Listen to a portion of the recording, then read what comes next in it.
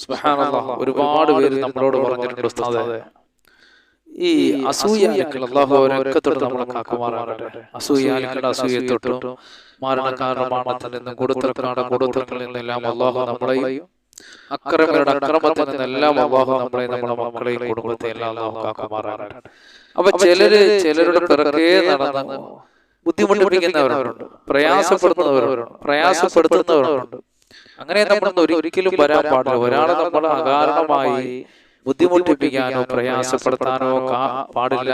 കാരണം നമ്മൾ അങ്ങനെ ചെയ്തു കഴിഞ്ഞാൽ അല്ലാഹുവിന്റെ റസൂല് പഠിപ്പിച്ചത് എന്താണ്? ഒരാളുടെ പ്രാർത്ഥന അല്ലാഹു പെട്ടെന്ന് സ്വീകരിക്കുന്നതാണ്. ഒരക്രമിക്കപ്പെട്ടവന്റെ ദുആ അല്ലാഹു സ്വീകരിക്കുമെന്ന് കളവ് പറയാത്ത നേതാവ് നബിയുനാ റസൂലുള്ളാഹി. അപ്പൊ നമ്മൾ ആരെയും ശല്യപ്പെടുത്താനോ ബുദ്ധിമുട്ടിപ്പിക്കാനോ പ്രയാസപ്പെടുത്താനോ ഒന്നും നമുക്ക് പാടില്ല.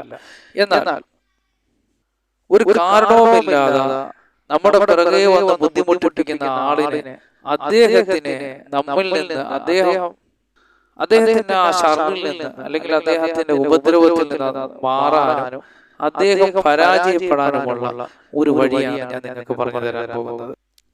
അതായത് ഞാൻ പറയാൻ പോകുന്നത് ശത്രുക്കളെ പരാജയപ്പെടുത്താനുള്ള ഒരു പരിഹാരമാണ്. നാം ഇങ്ങനെ ചെയ്താൽ ശത്രുക്കൾ പരാജയപ്പെട്ടു പോകും. ഇത് നിങ്ങൾ അനാവശ്യമായ കാര്യങ്ങൾക്ക് ഉപയോഗിക്കരുത്. നമ്മളെ ജീവിക്കാൻ സമ്മതിക്കാതെ നമ്മളുടെ പിറകെ നടന്ന് നമ്മുടെ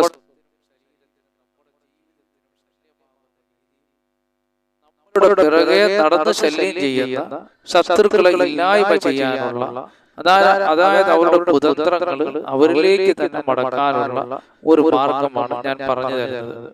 നല്ല ഫലമുള്ള ഒരു അമലാണ്. അതിനായി ഒരു കറുത്ത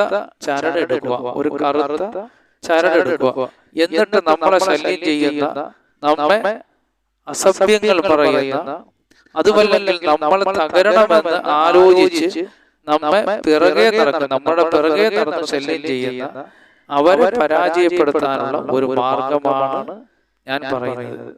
ഇങ്ങനെ ചെയ്താൽ അവർക്ക് നമ്മെ കുറിച്ച് ചിന്തിക്കാനോ നമ്മളെ ശല്യപ്പെടുത്താനോ ഒരിക്കലും സമയം കിട്ടില്ല. അവർ വേറെ എന്തെങ്കിലും ജോലികളിലായി നമ്മുടെ പിന്നാലെ വരാൻ അല്ലെങ്കിൽ നമ്മളെ ശല്യപ്പെടുത്താൻ അവർക്ക് കഴിയാതെ അവരെന്തെങ്കിലും ജോലിയിലായി അങ്ങനെയൊക്കെ പോകും. നമ്മളെ പരാജയപ്പെടുത്താൻ അവർക്ക് സമയം കാണില്ല. അത്തരത്തിൽപ്പെട്ട ഒരു മാർഗമാണ് ഞാൻ പറഞ്ഞു തരാൻ പോകുന്നത്.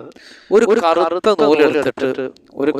നൂലെടുത്തിട്ട് അതായത് ചരട് എടുത്തിട്ട് അതിന്റെ അറ്റഭാഗത്ത് ഒരു കെട്ടിടുക. ഒരു ചരട് എടുത്തിട്ട് അതിന്റെ അറ്റഭാഗത്ത് കെട്ടിടുക. കെട്ടിടുമ്പോൾ ബിസ്മില്ലാഹിർ റഹ്മാനിർ റഹീം എന്ന് 101 പ്രാവശ്യം പറഞ്ഞ്, എത്ര പ്രാവശ്യം പറയണം? 101 പ്രാവശ്യം പറഞ്ഞ് അതിൽ ഊതിയിട്ട് ആ കെട്ടിനെ മുറുക്കുക. എന്നിട്ട് ആ നൂലിന്റെ മറ്റേ അറ്റഭാഗത്തും ചെറുതായിട്ട് കെട്ടിടാൻ ഉടക്കി വെക്കുക. എന്നിട്ട് 101 പ്രാവശ്യം ബിസ്മില്ലാഹിർ റഹ്മാനിർ റഹീം എന്ന ഈ മഹത്തായ ആയത്ത് ഓതിയതിനു ശേഷം ആ കെട്ടും മുറുക്കുക, മറ്റേ അറ്റത്തുള്ള കെട്ടും മുറുക്കുക.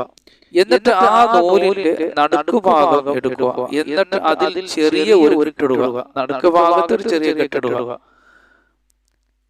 കെട്ട് മുറുക്കരുത്. നടുക്കുഭാഗത്ത് കെട്ട് നമ്മൾ മുറുക്കരുത്. എന്നിട്ട് നമുക്ക് ഏത് ശത്രുവിനെയാണോ ഒതുക്കി അദ്ദേഹത്തിന്റെ ഉപദ്രവത്തിൽ നിന്ന് നമ്മൾ രക്ഷപ്പെടേണ്ടത്, ഒതുക്കി നിർത്തേണ്ടത്, അവരെ മനസ്സിൽ കരുതി ഈലാഫി ഖുറൈശ് എന്ന സൂറത്ത് ഓതുക. ആ സൂറത്ത് ഞാൻ ഓതിത്തരാം.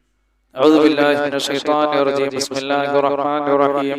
لإيلاف قريش إيلافهم رحلة الشتاء والصيف فليعبدوا رب هذا البيت الذي يطعمهم من جوع وآمنهم من خوف. ഈ മഹത്തായ സൂറത്തുൽ ഖുറൈശ്. അപ്പോൾ സൂറത്തുൽ ഖുറൈശ് എന്ന സൂറത്ത് ഓതുക. ആ സൂറത്തിന്റെ അവസാനത്തെ ആയത്ത് ഓതുമ്പോൾ ആ കെട്ട് മുറുക്കുക. ഇനി നടുക്ക് നമ്മൾ കെട്ടിയ ആ കെട്ടിനോട് ചേർന്ന് ഒരു കെട്ടിടുക. നടുക്ക് നമ്മൾ മുറുക്കിയൊരു കെട്ടുണ്ടല്ലോ, അതിനോട് ചേർന്ന് ഒരു കെട്ടിടുക. മുറുക്കാൻ പാടില്ല. എന്നിട്ട് ഈലാഫി ഖുറൈശ്, അവിടെ ഈലാഫി ഖുറൈശ് ഈലാഫിഹിം റിഹ്ലത്തശ് ശതാഇ വസ്സൈഫ് എന്ന സൂറത്ത് ഓതുക. എന്നിട്ട് ലാസ്റ്റ് ആ ശത്രുവിന്റെ ആക്രമണത്തെയും നീ ഇതുപോലെ കെട്ടിയിടണേ അല്ലാ. നമ്മളെ ഉപദ്രവിക്കുന്ന, വെറുതെ നമ്മളെ പിറകെ നടന്ന് ശല്യപ്പെടുത്തുന്ന ആ ശത്രുവിന്റെ ആക്രമണത്തെയും അവന്റെ ചതിയെയും വഞ്ചനയും നീ ഇതുപോലെ കെട്ടിയിടണേ അല്ലാ എന്നും പറഞ്ഞ കെട്ടുമുറുക്കുക. അങ്ങനെ വീണ്ടും വലതുഭാഗത്ത് തന്നെ നമ്മൾ ഇപ്പോൾ കെട്ടിയ ആ കെട്ടിനോട് ചേർന്ന് വീണ്ടും ഒരു കെട്ടിടുക. ലാസ്റ്റ് ഇതുപോലെ ആ കെട്ടിൽ ഊതുക. അങ്ങനെ വലതുഭാഗത്ത് 10 കെട്ട് ഇങ്ങനെ ഓതി നേരത്തെ പറഞ്ഞതുപോലെ മനസ്സിൽ കരുതി കെട്ടുമുറുക്കുക. മനസ്സിലായില്ലേ പ്രിയപ്പെട്ട മുഅ്മിനീങ്ങളെ? നടുക്കുഭാഗത്ത് ഒരു കെട്ടിട്ടതിന് ശേഷം വലതുഭാഗത്തേക്ക് 10 കെട്ടിടുക. നടുക്കുഭാഗത്ത് ഒരു കെട്ടിട്ടതിന് ശേഷം വലതുഭാഗത്തേക്ക് 10 കെട്ടിടുക. അതുപോലെ തന്നെ നമ്മൾ നടുക്കുഭാഗത്ത് കെട്ടിയിട്ടിരിക്കുന്ന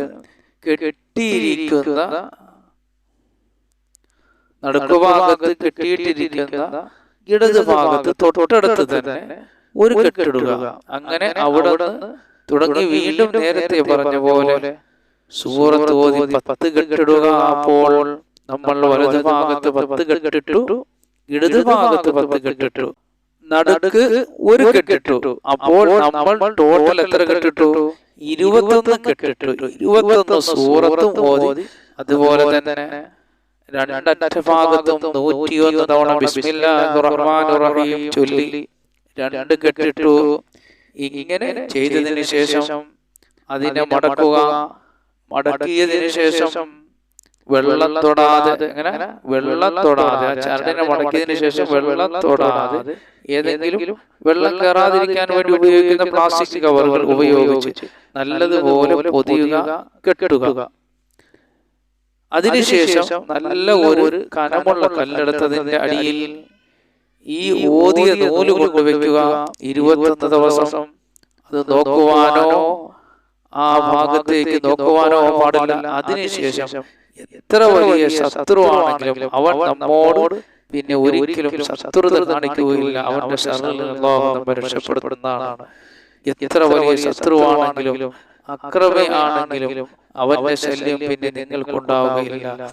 ഒരു പക്ഷേ നിങ്ങളുടെ അടുത്തവൻ വന്ന് മാപ്പ് പറഞ്ഞേക്കാം. അവൻ ചെയ്ത് തെറ്റിന് നിങ്ങളോട് അവൻ മാപ്പ് ചോദിക്കാം. ഇൻഷാ അല്ലാഹ് ഇതൊക്കെ നമുക്ക് ചെയ്തു നോക്കാവുന്ന കാര്യമാണ്. അതുകൊണ്ട് നമ്മൾ ആരെയും ശല്യപ്പെടുത്താൻ പോകരുത്. അല്ലാഹു കാക്കുമാറാകട്ടെ.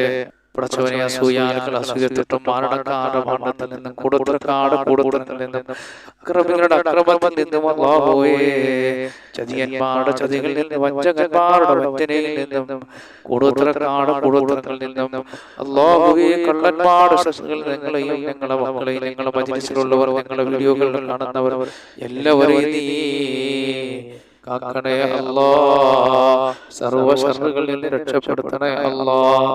ربنا آتنا في الدنيا حسنة وفي الآخرة حسنة وقنا عذاب النار.